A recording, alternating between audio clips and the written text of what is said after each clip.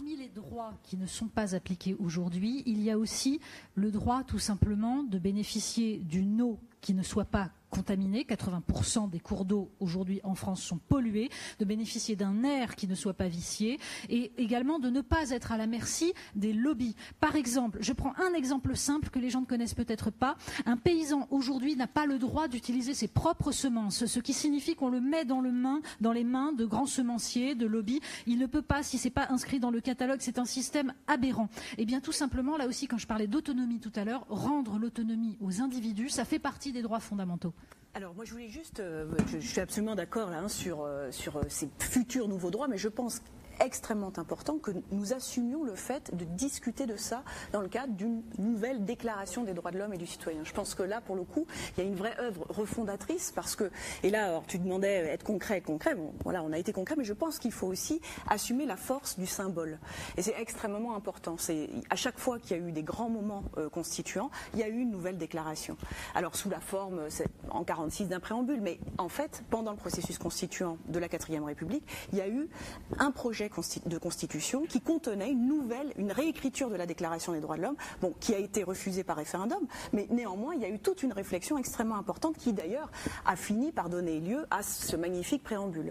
Donc ça ne veut pas dire qu'on va rejeter ça, mais néanmoins je pense qu'il faut le rediscuter, ne serait-ce que pour réactualiser un certain nombre de droits, et en particulier je pensais aux droits sexuels et reproductifs. C'est quelque chose qui aujourd'hui est très peu pris en compte dans ces anciennes déclarations, et je pense qu'il y a une place à faire dans le cadre constitutionnel pour de tels droits. Ajoutons le droit de l'individu face à la puissance des GAFA, c'est-à-dire le droit de ne pas avoir ses données numériques confisquées par des multinationales. Là aussi, c'est quelque chose qu'il faudrait remettre à jour. La souveraineté numérique est aussi un enjeu fondamental en France. Avec un mot de la protection des lanceurs d'alerte. Et on va laisser peut-être Juan Branco parler à ce sujet. Je rappelle que vous êtes un des proches de Julian Assange. La question de la souveraineté numérique est essentielle, ne serait-ce que pour pouvoir s'engager politiquement et être en mesure à un moment de s'émanciper d'une tutelle géopolitique, économique, etc.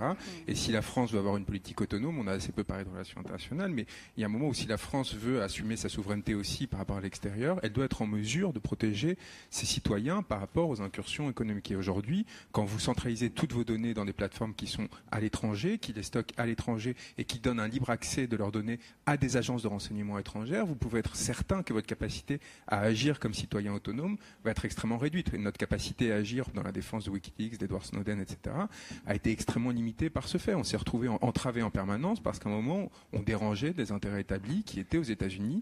Et même en France, on ne se sentait pas en sécurité par rapport à ces données. Donc c'est essentiel. Et de façon plus générale, moi je pense que, juste un mot, il faut juste qu'on ne se retrouve plus dans une situation comme celle de ces élections. Il faut pas qu'en 2022, on se retrouve à nouveau avec un chantage entre le FN et le pouvoir et le candidat du système qui vient d'émerger, qu'on a fait sortir de n'importe où, vraiment d'un chapeau de magicien pour tout d'un coup apparaître comme le dernier rempart. On n'a plus le droit de confisquer, en parlant de droits des citoyens, le droit plus fondamental, c'est de se choisir une direction politique. Et je considère qu'aujourd'hui, ce droit nous est confisqué par la situation actuelle de la campagne, et ça va ne faire qu'empirer si on ne change pas de système fondamentalement, radicalement.